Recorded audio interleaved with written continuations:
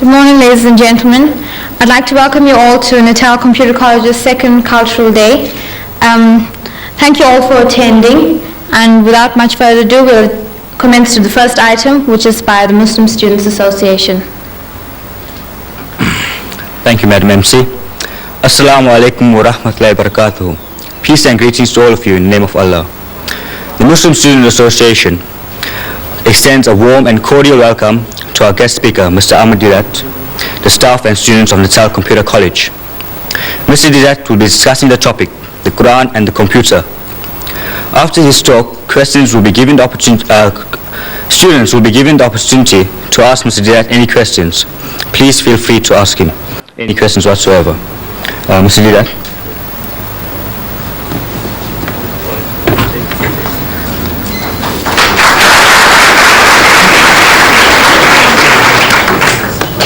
Assalamu alaikum wa rahmatullahi wa barakatuh. It means peace and blessings of God to each and every one of you.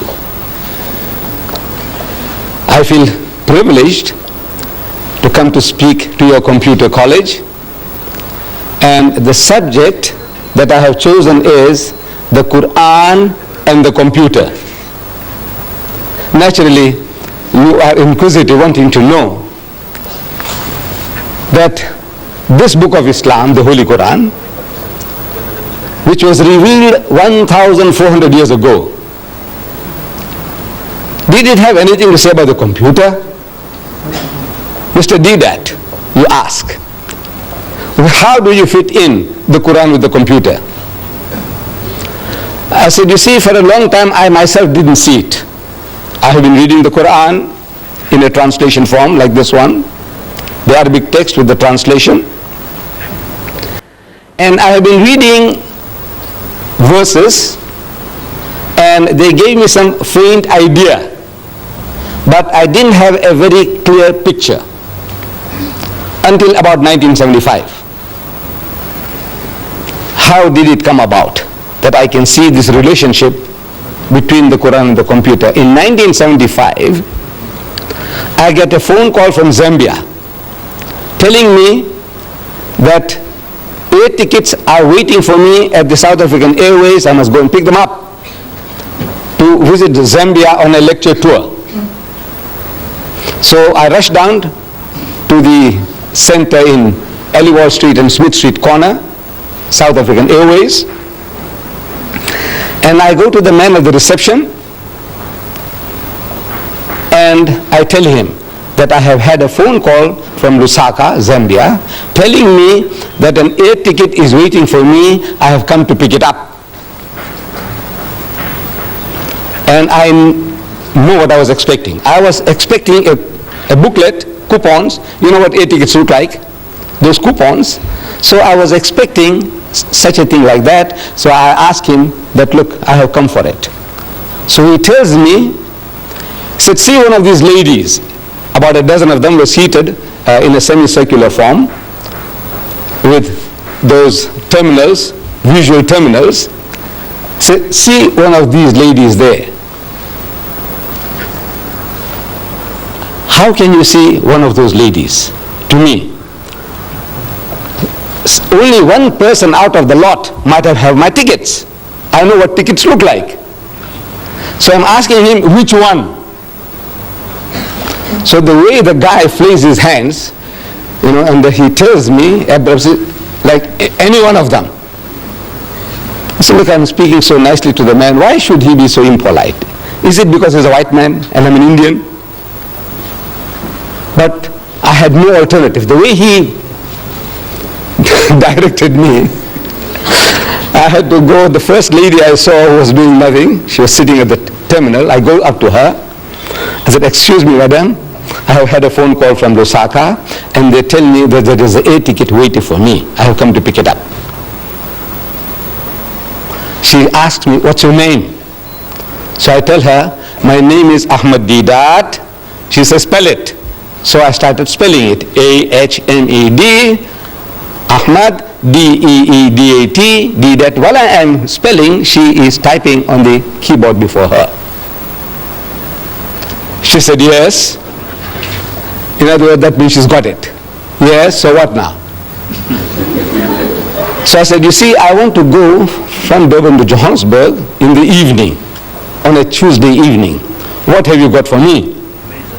What arrangements? She said, well, there is one at 6 p.m. I said, right, that suits me fine. Can you book me on? She says, yes. It's done. So I tell her, you see, on Wednesday now, the next day, I want to reach Lusaka at 3 o'clock in the afternoon. That's what my hosts in Zambia told me. I must arrive there 3 o'clock in the afternoon. I want to be there at 3 o'clock. Now, what arrangements can you make for that? So she typed again on the keyboard, and she's asking me, do you want to go through Maputo or through Gaborone? I said, look, it doesn't matter as long as I'm in Lusaka at 3 p.m. So she types again, and she said, you see, you are booked on Zambian Airlines, and the other plane, to transfer this ticket to another thing, we have to contact Zambian Airlines. And there is a national holiday in Zambia today, so we can't contact Zambian Airlines. So please come tomorrow. And you can imagine my disappointment walking from near the Mosque Madrasa Arcade to Smith Street and expecting the ticket in my hands, that it was almost within my reach, but not within my grasp. Disappointed. Come tomorrow. So I'm asking the lady, I says, madam, where did you get all this information from? So she tells me this is from the head computer in Johannesburg. I said, you know, when you were trying to book me in at the 6 o'clock flight, suppose there was only one seat left, and there were more than one of these terminals might have been trying to get the ticket. What happens then? He said, no, the first one within the second, he gets ahead, he gets a ticket, and the rest is blank. How does this happen? He said, you see, every computer in the country which is connected to the head computer has access to that knowledge. The head computer in Johannesburg. Everyone with this terminal has access to that. I said, I see. And I came out, walking back to my offices in Madrasa Arcade. While I'm walking back, the thought occurs to me that this is how this Qur'an was revealed. This Qur'an.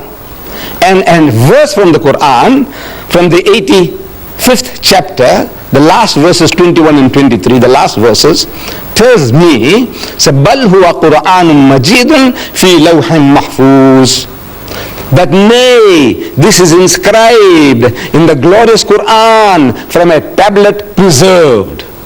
From a preserved tablet. Now, if you have a volume like this, and if you want to know what the Qur'an says about the Qur'an, you open, just like in a dictionary, in Q, just like in the index, Q, it will tell you everything the Qur'an says about the Qur'an. I'll give you examples.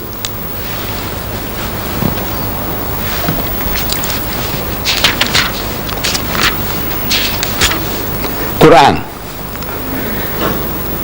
the divisions of the Qur'an, how it's divided into chapters and verses. Inspired message cannot be produced by other than divine agency. Verses, fundamental and allegorical, these are different topics. God is witness to the Qur'an. God's revelation, the Qur'an. Follow it and do right, the Qur'an. Respect and attention due to it. Book of wisdom, the Qur'an. It's in Arabic, the Qur'an. Described, and on and on and on.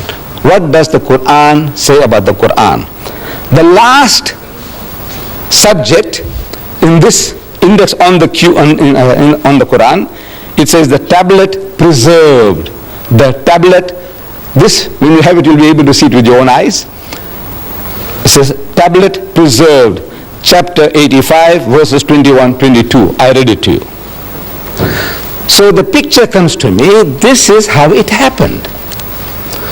See, the whole picture comes along, the history of Muhammad, that he was in Medina, I have been reading, and a Christian deputation had come from Najran, an outskirt of Yemen.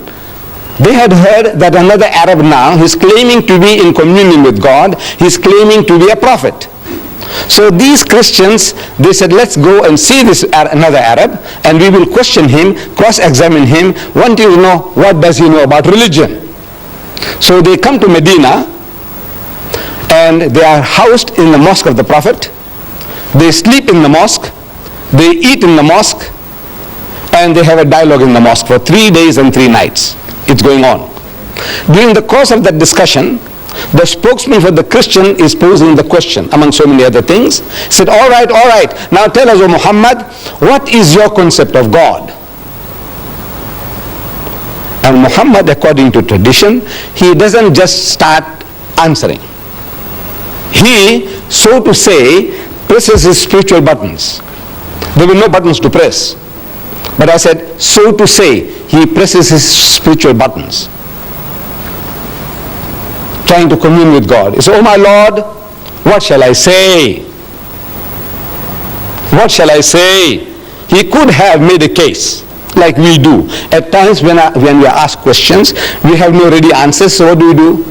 We beat around the bush. We fumble to gather our thoughts. You see, it's like this, and it's like that, and so on. While we are talking, while we are trying to share, our thoughts are coming into focus.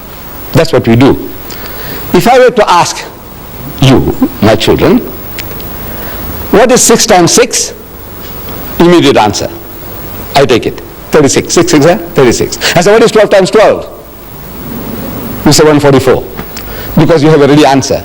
But if you didn't have a ready answer, what do? You say, well, you see, 6 times 6, you take 6 and you put 6 times 6, 6, 6, and then we add, and 6 and 6 is 12, and 6 is 18, and you are fumbling for the answer, but you will get it, but you fumble for it. That's how what we normally do. Muhammad doesn't do that. He could have said, you see, our concept of God is almost identical to yours. You see, you believe in the God of Abraham and the God of Moses and the God of... He said, well, we also believe... This is how we all talk. That's how we talk. Not so Muhammad. He's asked a question and he must get it from the highest authority, from the head computer. So what he does, he presses spiritual buttons and comes the answer through his mouth. He is the end terminal. Every prophet of God is an end terminal of that head computer, the knowledge of God. If you are that, you have access to that computer, the head computer, and you have a problem and you commune, say, oh my Lord, what shall I say? He said, tell them, Moses was told, tell them, thou shalt not commit adultery, thou shalt not covet thy neighbor's wife, thou shalt not steal, thou shalt not kill. You see? So he's telling them, from the head computer, whatever knowledge is given, the prophet of God, the man of God, he articulates them. So he wants to know, what shall I say? Comes the answer. You will see it in the 112th chapter of the Qur'an. Amazing. You open the chapter, it begins. Qul huwa Allahu ahad. Say, he is God the one and only. Allahu samad, God the eternal absolute.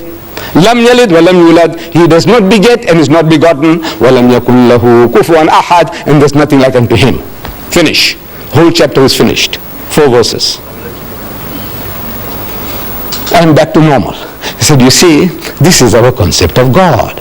When he spoke, while he was speaking, the normal discussion was on a different level of speech. Now, when he's uttering those words, he's on a different level. قل هو الله أحد الله الصمد لم يلد ولم يولد ولم يكن له كفوا أحد.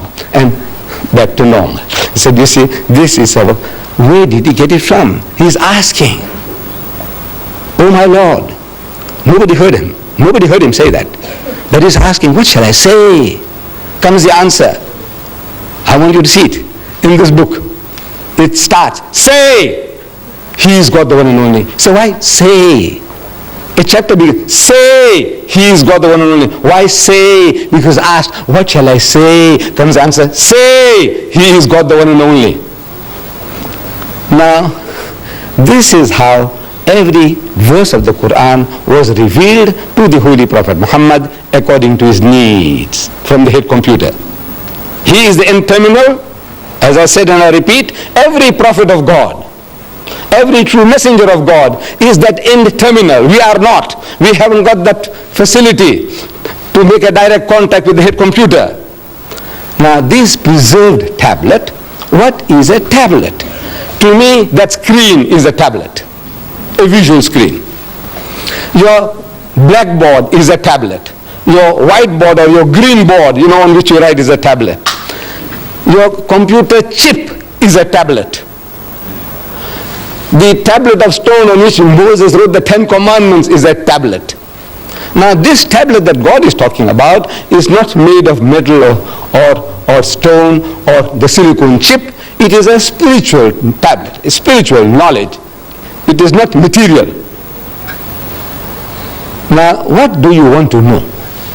What else do you want to know? This is some aspect of what the Qur'an says about the Qur'an. What do you want to know about the Muslims and about Islam? Everything is in this book. The easiest way to have access to this knowledge about the Muslim is the book. We ourselves, we might be confused. The Muslim can be confused on so many things. But if you want to know authoritatively, what does your book of authority, the Qur'an, say? So you go to the Qur'an. So if you open the index, some of the subjects, I just give you a quick glance at some of the subjects. This book, claiming to be from God, naturally it must tell us everything about God that we can know. So, under G, look for God. There are more than 140 different references that you have access to from here, from this book, from this index. God. He is your protector. Chapter 2, verses 257 and onwards. He is the creator of all. He is most bountiful. He is merciful. He is most kind. He is beneficent. He is the orphan's shelter. He is the wanderer's guide. The guys wandering around, he is a guide to him. He satisfies your needs. God present everywhere. He is unity. He is one, not one in a trinity. He is not one of two. He has got no begotten sons. He is wise.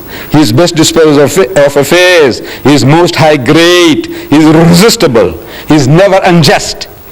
He is exalted in power. He is free of all wants. He is worthy of all praise. And on and on and on. You want to know what does it say about man? Under M, look for man. Man means mankind, men and women. Man. Let's see what it says about man. Man.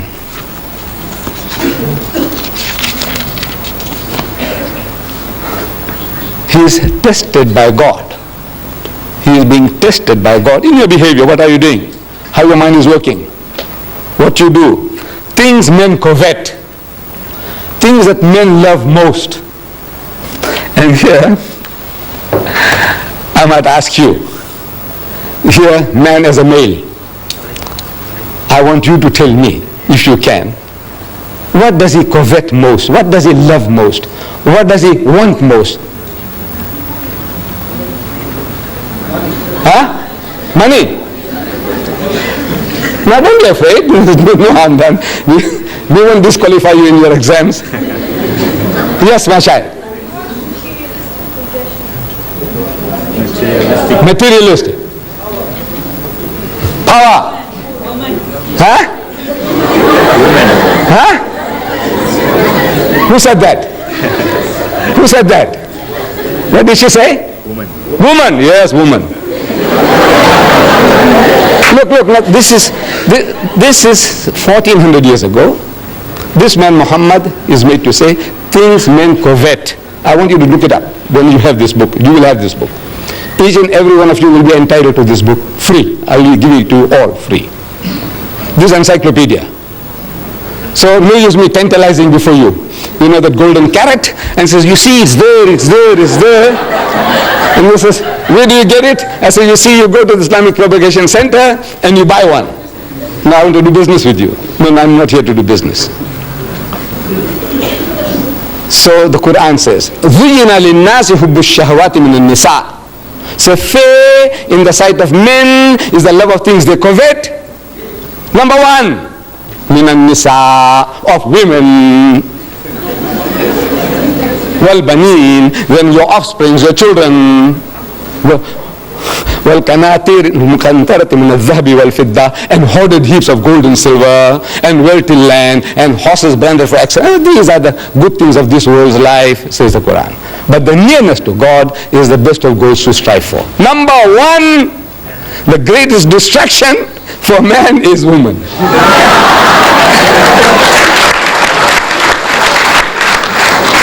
And I'm telling the Westerner, you see, look, as the Westerner, he knows this better than us.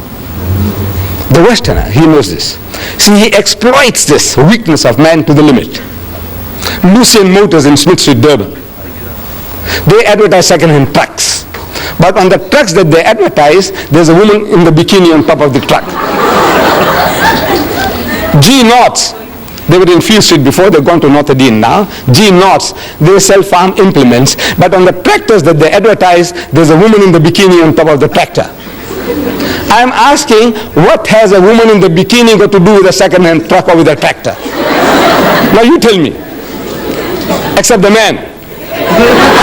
You know, he will be enticed to read. He'll be enticed to read because of the woman in the bikini. He wants to know now what about her? So he reads about the tractor, he reads about second-hand trucks because of the woman in the bikini.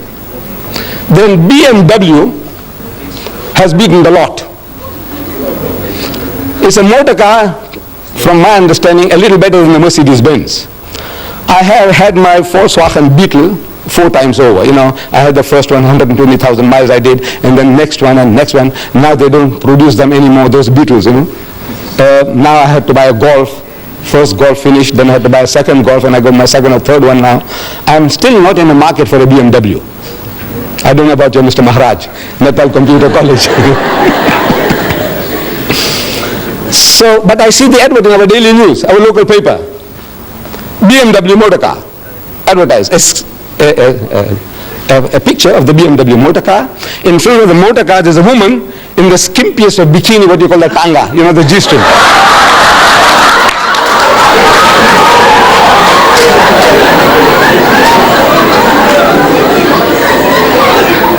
And in front of the motor car, this woman is standing, you know, in a lustful, enticing pose. You can almost hear her saying, "Come on, come on."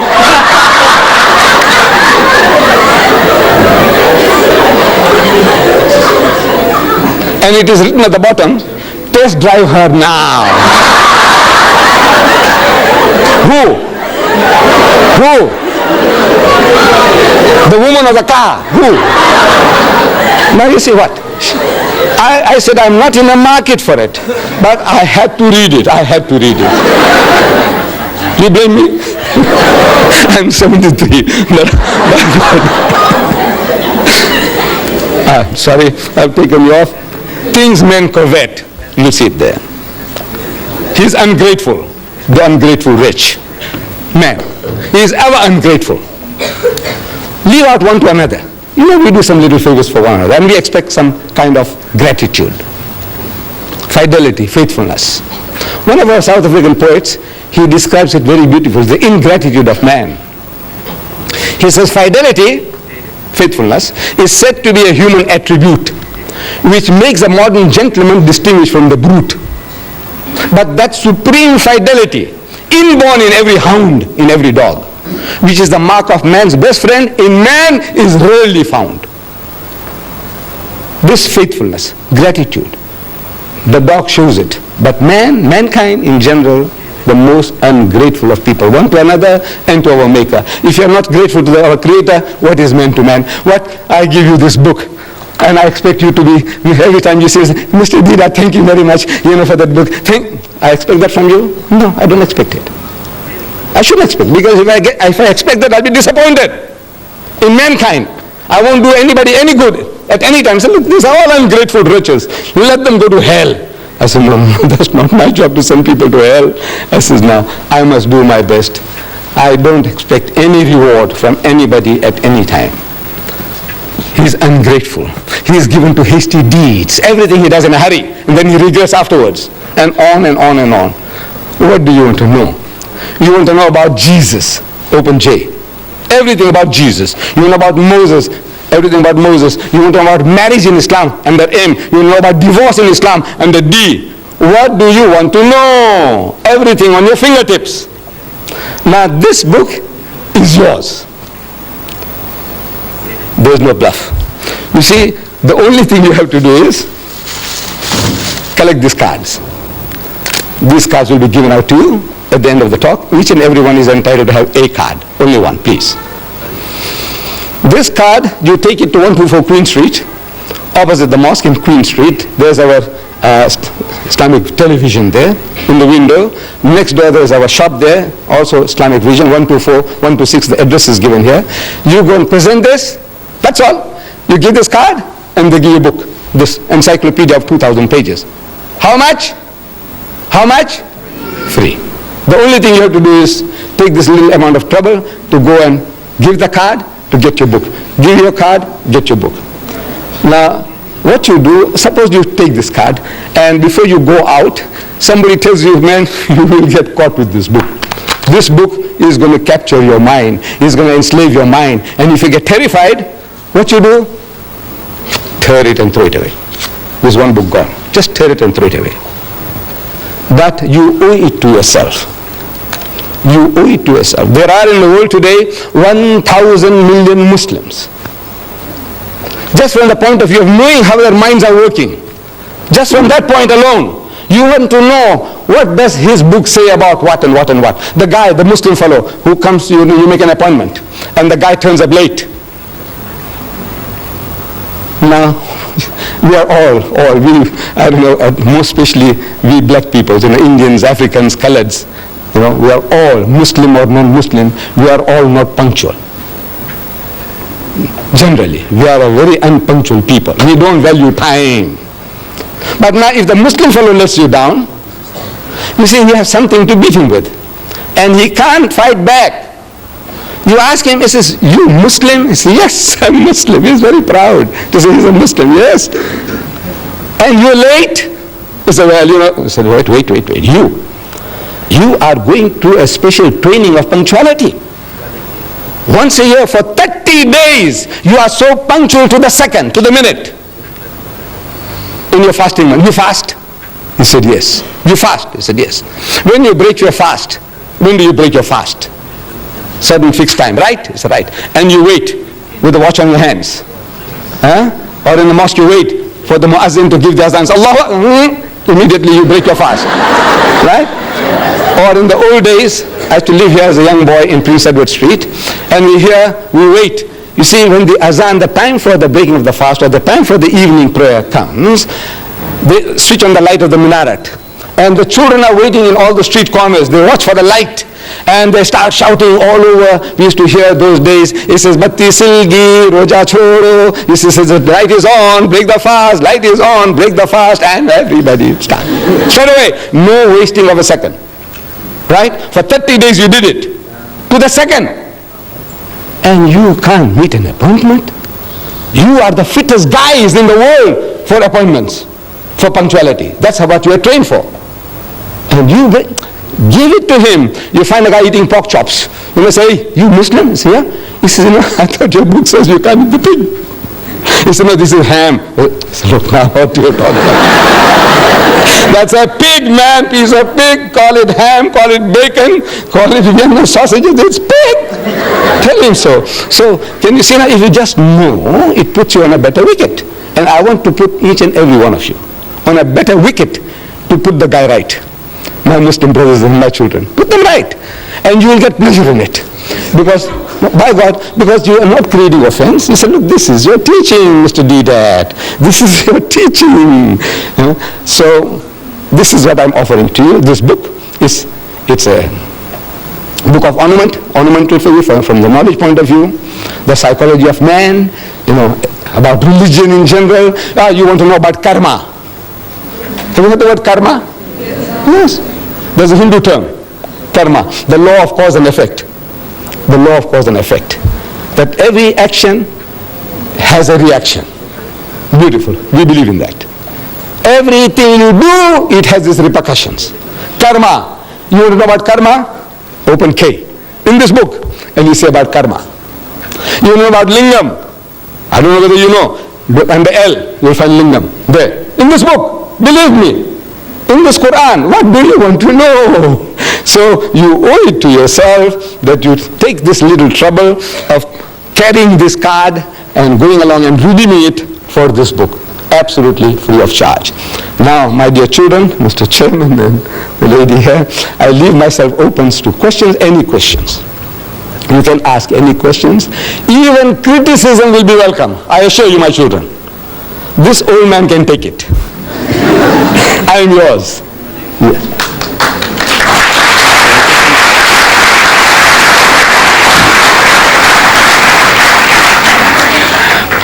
Thank you, Mr. Deedat, for that rather enjoyable and enlightening talk. Please feel free to ask Mr. Deedat any questions whatsoever.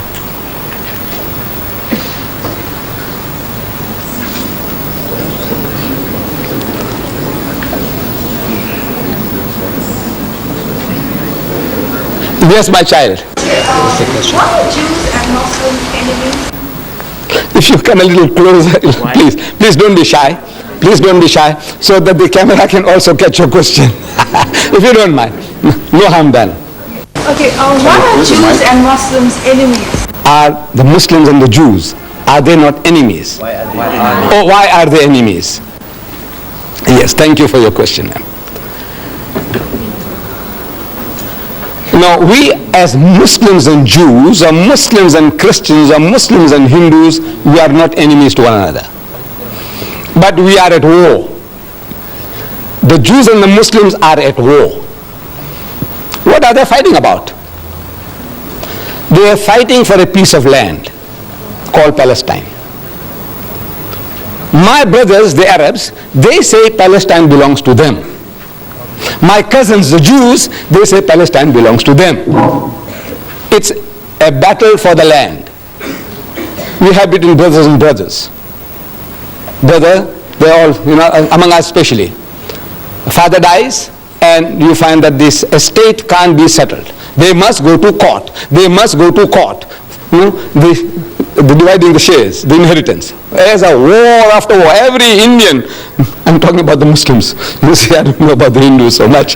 But I know my own people. You have to go to court. You have to go to court. So, this is brother and brother. We are brothers and cousins now. And both are claiming the same piece of land. What are the rights and wrongs of it? Now that is something that we can discuss. We can talk. For example, I'm talking to the Jews. I say, come and talk to me. I'm talking to the Jews. I've spoken to the University of Cape Town. I've spoken to them here at the Natal University. I have had so many discussions with them. I have written a book, Arabs and Israel, Conflict or Conciliation, and I sent it to every influential Jew in the country, in South Africa. The reaction was, they want to kill me, they want to bomb me. I said, come, talk to him. So I got it all recorded, when they phone up and they use abusive language and what they're going to do to me and all that. I said, come and talk. Because my book says, call them. Call people to a dialogue. Come, let us talk. See if we can see reason. So it is not Muslim want to kill Jews or Jews wanting to kill Muslims. Because we have lived together, Muslim and the Jews, for over 1,000 years, no problem. You see, in Spain, the Muslims ruled Spain for 800 years. And the Jews were the second highest in the hierarchy, doing work among the Muslims.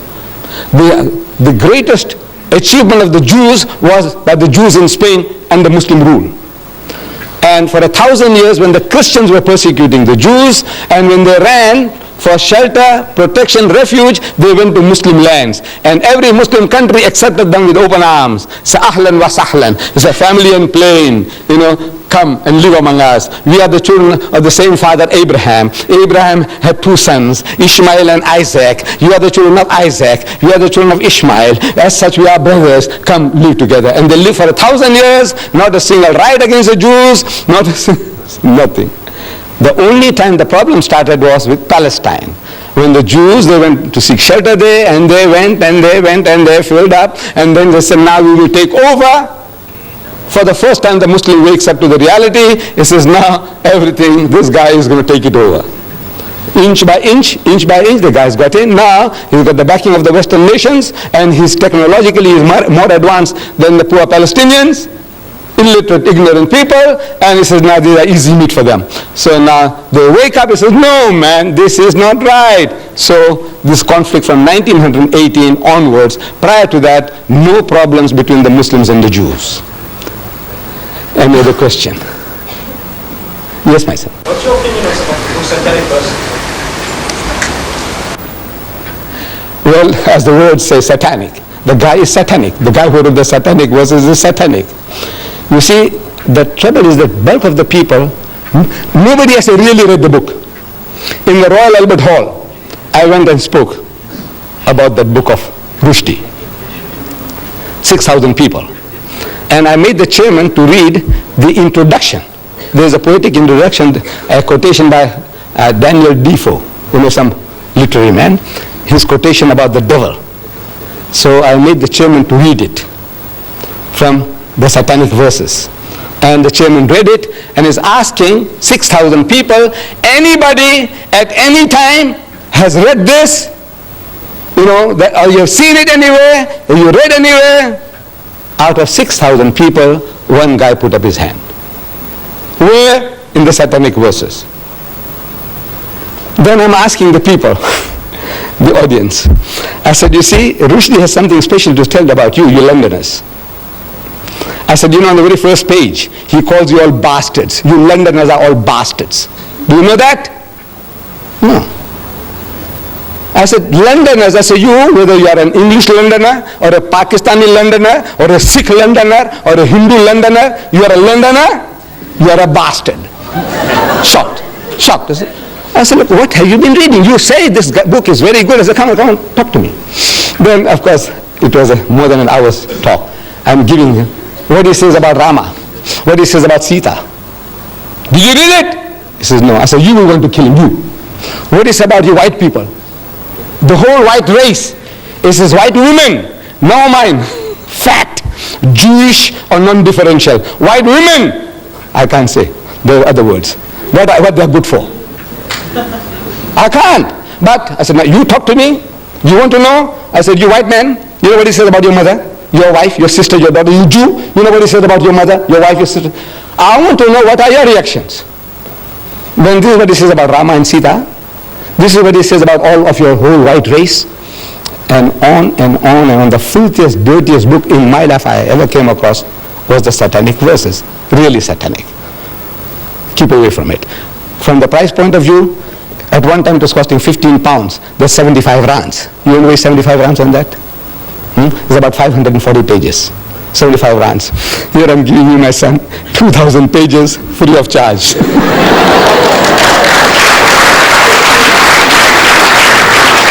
Yes. Just a while ago, you told me that Allah is very merciful and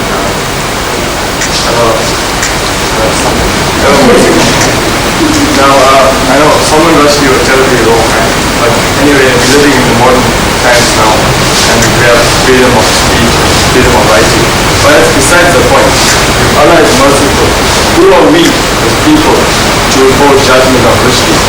Because, you see, we didn't create Rushdie. He was created by God himself.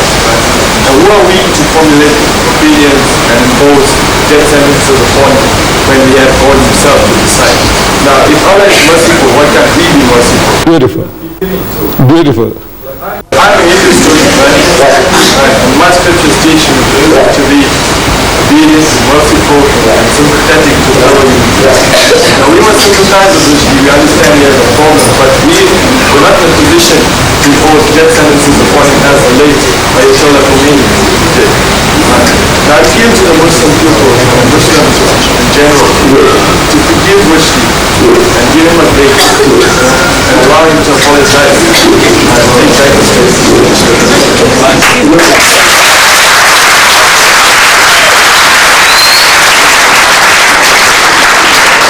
My son, very beautiful thoughts. God is merciful and we are expected to be merciful. He is just and we are expected to be just. He is beneficent, we must be beneficent. Charitable. He is holy, we must be holy. That is the teaching of Islam. That is the teaching of Hinduism. It's a beautiful teaching. But now, we are also told to respect one another. Now, ask you, what is your name? So you tell me, I'm Mr. So-and-so, Naidu, or Padyachi, or Mudli, or Governor, whatever. They say, yes. I knew your great-grandmother. Because a lot of people, I know their grandfathers and grandmothers. I'm 73 now. Since I was a young man, I have been moving around a lot, you see, I know. So I said, yeah, your grandma, yeah, man. Weekends estate, she used to live there, you know. You know, she was the biggest whore. I said, you know, she was international, not only for Indians. Now, if you punch me in the jaw, have I a right to blame you? I said, what am I doing? I'm asking for it. Am I not? I said, what am I doing? Talk, man, talk. Talk nicely about everybody. You swear my mother, look, you can call me anything. I'm big enough. I told you. I said, this old man can take it, if you remember. You know, I said, ask any questions, even criticism will be welcome. I said, this old man can take it. I stand by that. But now you come along there while you're asking me questions and you swear my mother, you know, at this some I will punch you in the jaw. By God. No, I'm not. This I'm talking frankly. My mind is still 16. In my mind, I'm still 16-year-old. I know my body belies that. You see, but my mind tells me I can give it to you, and I will punch you in the jaw. Maybe I'll break your jaw and also break my hand because it's gone too soft now. It's not what it was before. You see. But now this is the natural reaction of anybody. You swear my mother? Look, call me anything, man. Call me an ox, call me a donkey, call me a fool. I can tolerate you. But leave my mother out of the picture. You understand? Don't talk about my mother. Don't talk about my wife. Don't talk about my daughter. Now there I'm going to go berserk. You blame me for that? You see, the Western law, beautiful. It protects the living. If I call your mother a whore, your mother has a right to take me to court. Did you know that?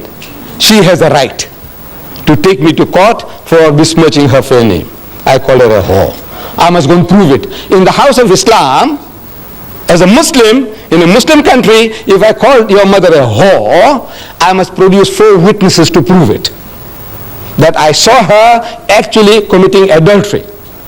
Not one, I saw another 3 witnesses. We all are eyewitnesses. And all the witnesses, you know, if they have to come to testify against your mom, they'll have to be consistent in their evidence and the cross-examination. If one of them fails, all the 4 will get 80 lashes each.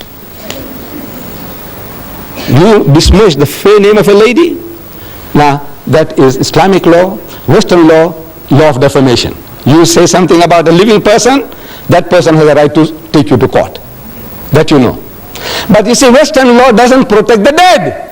Your mother is dead, and I call her a whore. And I'm a big bully. I have a big gang behind me. I say, go on, do what you like. What can you do? What can you do? Nothing. You're helpless.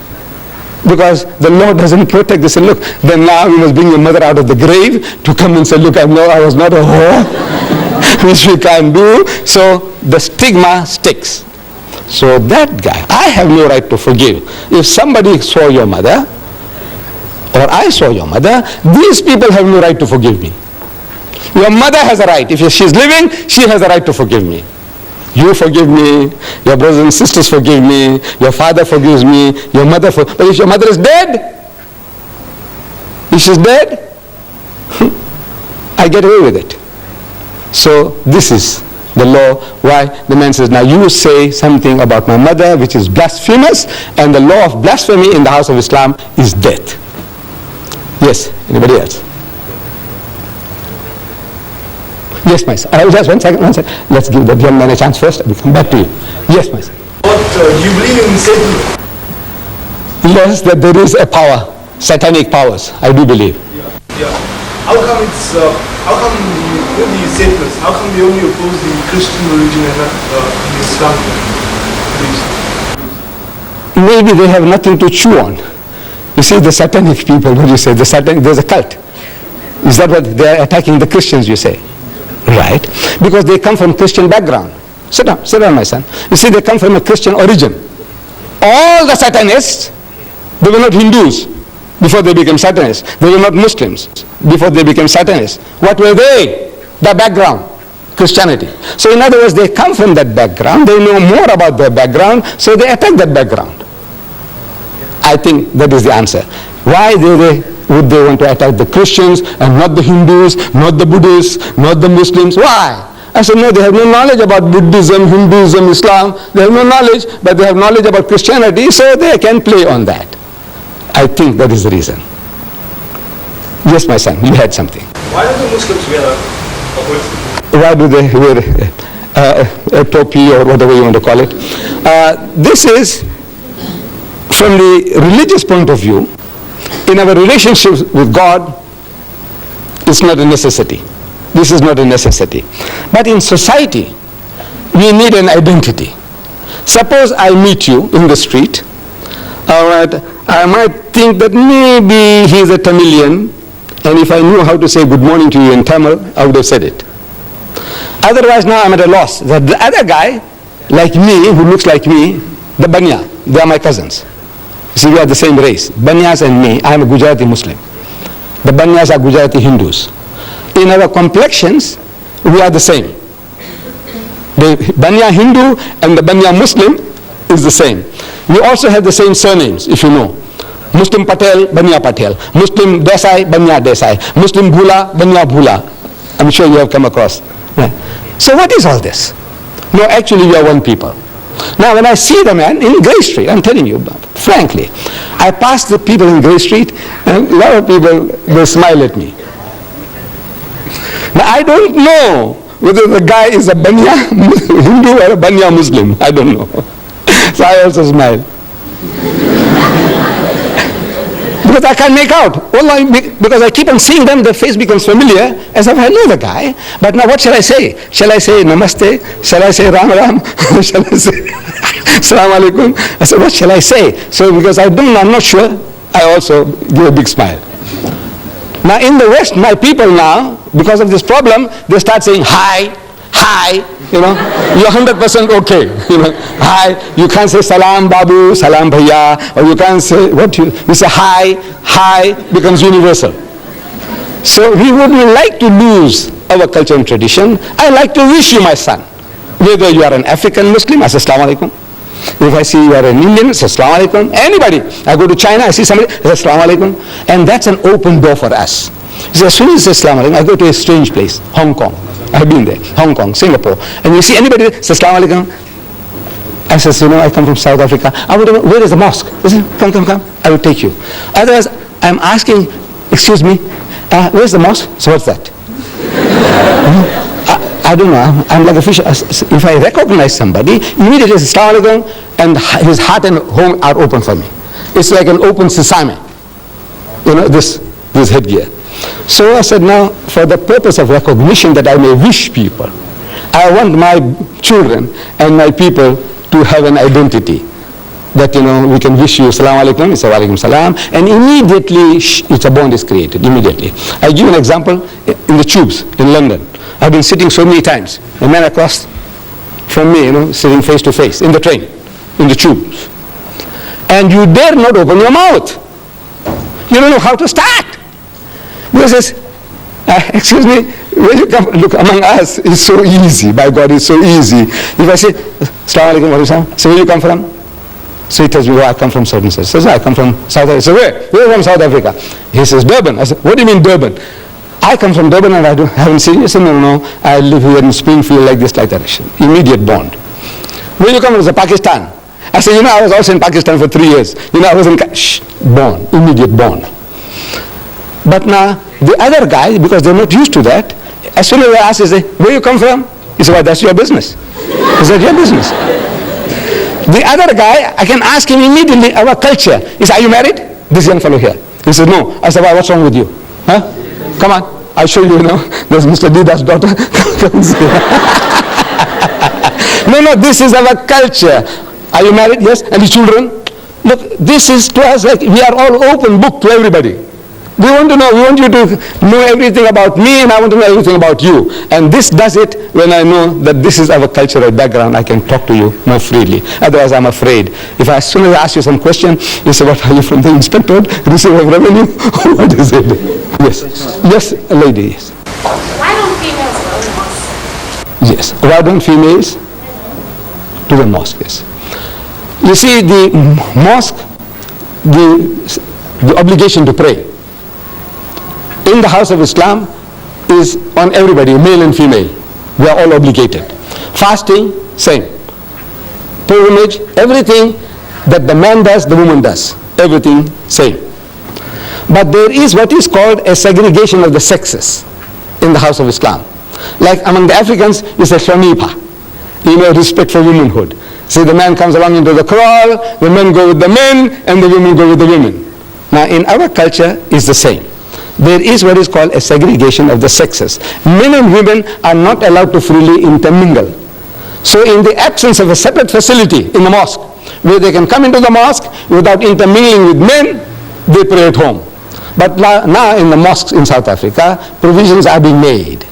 Where you have a separate entrance for the ladies, separate ablution facility for washing, toilets, everything separate. They are in the mosque, yet out of the mosque. In other words, what is forbidden is free intermingling. In the house of Islam, means in our teaching, no Muslim man has a right to be alone with a woman who is not his mother or wife or sister or daughter. Everybody else is to keep them at a respectable distance. If I was going to Johannesburg, alone in the car, I need company. If I see you, my sister, my daughter, you standing by the roadside, trying to thumb a lift, my religion says don't give her a lift. Not because you are an African. Even a woman of my own race, don't give her a lift. But if she's accompanied by a man, maybe her husband, maybe her brother, maybe her father, it's an act of charity. Come inside, I'm empty, where are you going? I'm going as far as Newcastle, it's all right, get in. Free. It's an act of charity. But if the woman is alone, whatever race, my own race, they said, don't give her a lift. Why? Because it is a challenge to man's manliness if he doesn't make some suggestions. This is man, any man, every man, unless he's a hypocrite or something else wrong with him. A man is a man. He has a woman beside him and is traveling alone now. He wants to know, are you married? He says, no. Have you got any boyfriends? He was, are you married? How long? 15 years. Any children? He says, no. He says, Mr. Naidu, working hard enough. Big joke. This is man, any man. See, every man is like that. So therefore, this is now, look, before that thing happens, this old man, I'm talking about this old man himself. Look, before that happens, you see now, you are nice and jovial, you're smiling, I say some small joke and you laugh like hell, in the car. To me, this woman is game. She's fair meat. This is man, any man, every man. So, Islam says, keep him at arm's length. I must keep you respectfully at a distance, and you keep me at a respectable distance. This is the reason there is no free intermingling of the sexes. Yes. Yes, my son. Deedat, so with all due respect to your religion, may I know what is the purpose of circumcision? Because I mean, now, if I were to join your Muslim sect as such, that hurts. Right. Agreed. The young man wants to know about circumcision. I know that is the biggest barrier in we getting converts. The man says, man, I agree with you, everything is fine, I said, look, man, you mustn't eat the pig. He said, but what's wrong, man? Pork? I said, well, I'll reason with you. He said, well, I can see your point. I said, look, you mustn't drink. He said, but uncle, a little nip or a tot, man. I said, look, my son, these are the dangers. He said, well, I can see your point. I said, no, don't be promiscuous. Don't go along and dance with other people's wives and daughters. I said, but what's wrong, uncle? I said, look, I will reason with you. And he says, uncle, I see your point of view. But now, you agree with everything. And I said, now, circumcision. That's hard. So now I said, now what is this? I said, my son, this is for your own benefit. Look, now I'm talking about yesterday, day before yesterday, it was in our local paper. Cancer, the cervix in women. which is a killer among women. Cancer of the womb is a killer of women. 85% of all women who suffer from cancer of the womb are wives of uncircumcised husbands. Problem. I went to the R.K. Khan hospital some years ago. I had a problem. And I'm sleeping there on the bed. So this our culture. So you what are you here for? What are you here for? What's your problem? What's your name, Mr. Reddy? So he tells me, so uncle, it's, it's like this, like that. And what? He says, problem with the foreskin, circumcision. Next to me is a young boy, schoolboy. I said, what's wrong with you? He said, no, nothing wrong with me. I said, no, I want to know what brings you here. Why are you here? So he says, you see, uncle, difficult. So he's telling me, actually he's got constriction, he must be circumcised. He's also ready. Look, no insults upon the ready. There are readies here, so many. It's just coincidental that the guy next to the wall was a reddy, grown-up man. This guy was a reddy. Across the aisle, Hindustani gentleman about 50 years and more. So I go up to him. I said, Bhaiya, what brings you here? Why are you here? So again, he's in turmoil, he's in torture. He's trying to tell me. He's got a problem. He must be circumcised, otherwise the skin has come in the way. I said, I'm telling the nurses. Look, you see, as you see me, I enjoy talking. So I say, your husband, is he circumcised? He said, no. Your husband, is he circumcised? He says, no. I say, hey, you got a problem. I said, tell them all to be circumcised. Not for religious reasons. I said, as much as we are vaccinated, for what? Our government tells us, according to the health regulations, that if you're vaccinated, there's less likelihood of you getting smallpox and this and that. Diphtheria, anti-diphtheria, this thing, all that, they do it to you for what? To save you. They give us vaccination, inoculation against smallpox, typhoid and all that before you go overseas. What for? They hate you? No.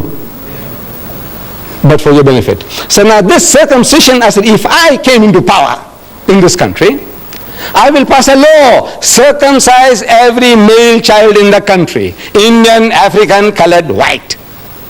Nothing to do with religion. I say for health reasons. I say 85% of my children, my daughters, who are married to uncircumcised husbands, they are suffering from cancer of the womb, a killer disease among women. I say just to save that, there are so many other philosophical aspects. You come and see me and I will give you further details which I can't share with you here. But I said now, just that alone, 85% of the women who suffer from cancer of the womb are wives of uncircumcised husband. I say circumcise everybody. It's that operation. You know how easy it is. You see, previously under primitive condition, the septic, this thing lasted for a long time and you suffered. Man, I had a young man circumcised on a Sunday morning, and Monday morning on a bicycle he went to work. It is as difficult as that. Sunday he gets operated on, and Monday morning he's riding a bicycle, he's making deliveries. Yes, my children. Anything else? Yes, my son. Satan is attacked Christian most because Christian, the background of Satan are come from Christian background.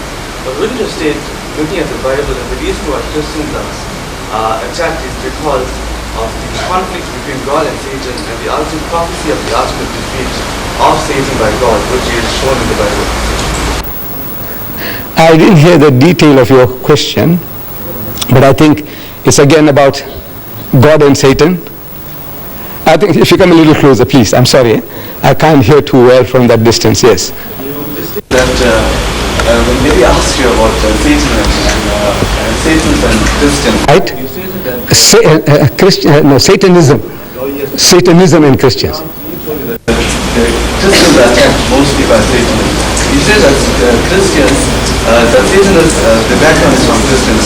But looking at the Bible, wouldn't you state that the more, the reason which it seems better looking at the Bible is that God and Satan always were in conflict with each other, and there was prophecy that Satan would be ultimately defeated by God. Wouldn't you say that that is the reason why Satan is attacked Christians? I don't know really Satanism, what is the philosophy, why they are out to promote Satanism. maybe Satanism gives them that freedom to do anything and everything which religion doesn't allow you.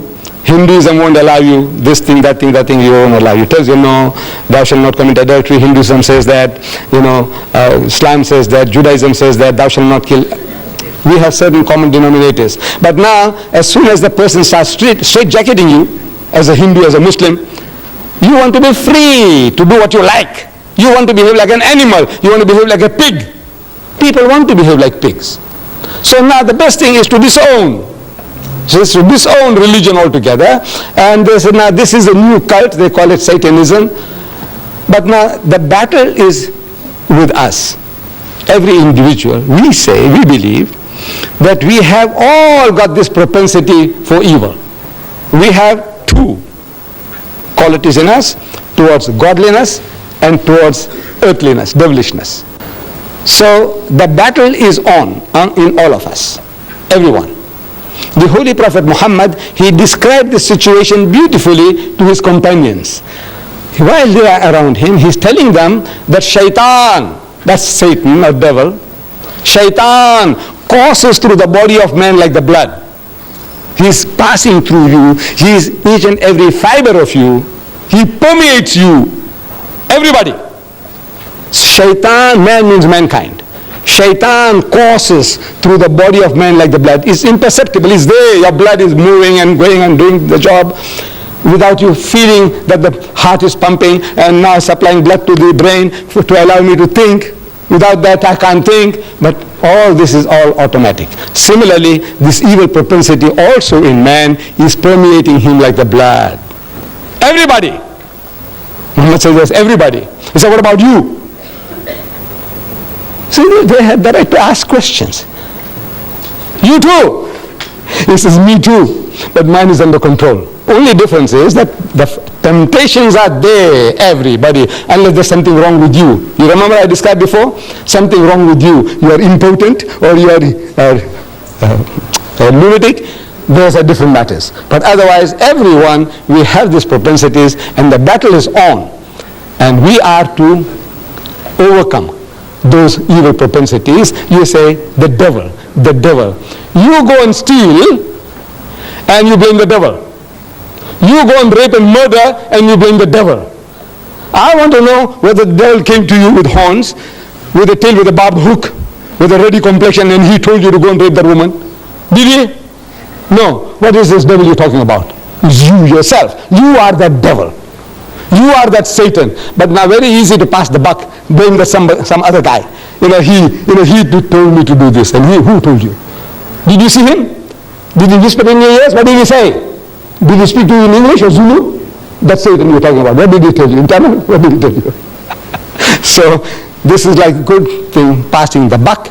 The thing is, it's with you, in me, in you, in me, and we are to give battle to these forces through the guidance of God. Whatever God tells us, he says, no, I shall not do it, I'm programmed. So we are shown the two broad highways according to the Qur'an, two broad highways, one leading to salvation and the other leading to hell. The choice is yours, and you have the freedom of choice.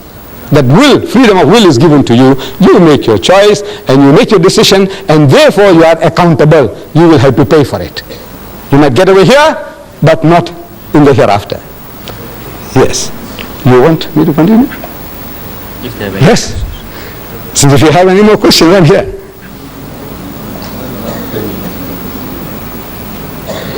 You have had enough. All right.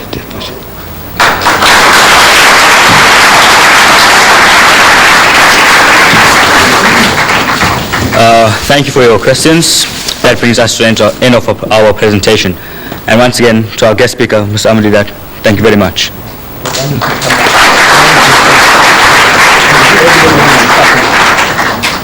Thank you, Mr. Deedat, for a very enlightening and interesting speech.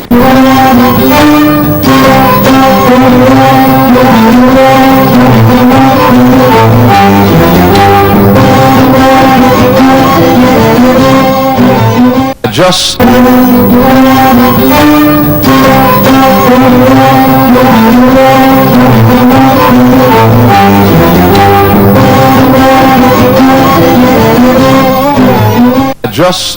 met Mr. Deedat this afternoon, just a few minutes really, I should say this evening, and he's one of the type of gentlemen that you meet and you like him instantly. And I want all of the Christians here, and of course I know that you Muslims will join in with us, and this doesn't count on my 30 minutes. I want us to give Mr. Deedat a big hand of welcome, of friendship to our city of Baton Rouge.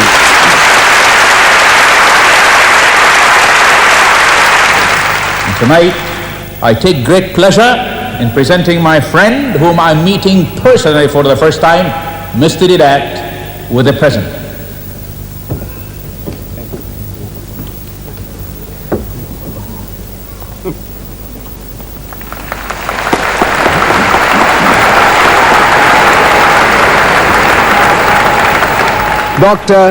Dr. Sahib, I says, please tell these people that in my language, in English, when we say a spirit has no flesh and bones, that it has flesh and bones. Tell them so.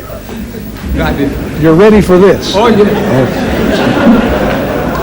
I want to be sure he's ready for this. But, all right, all right.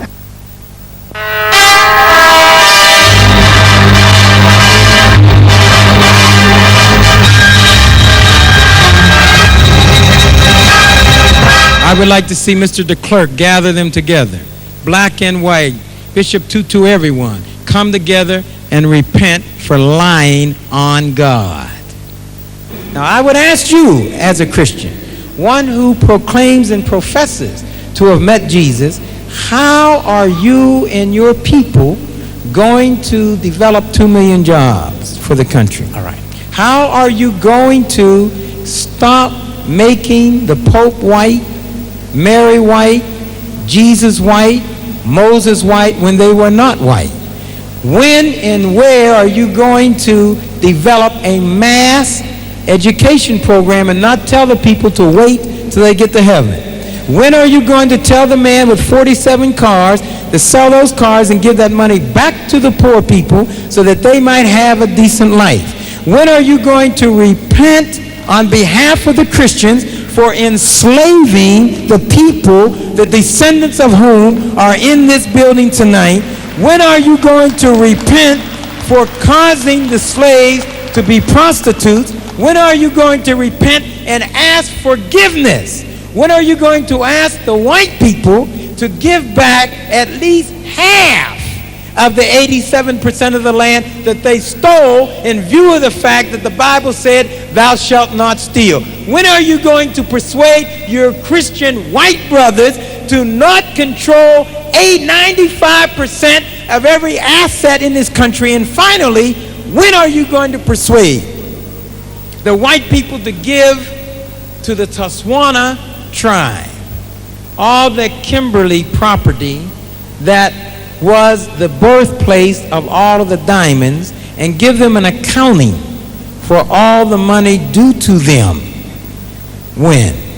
I have not studied much, but what I do know, I have met Jesus. Thank you. And I know he has changed my life. So you don't want to answer the question? That he will change many other Thank people you, sir. except him. Can I have the next question? All right, please? brother. Thank you very much. Keep the faith. When white people say they're white, they're not referring to the color of their skin.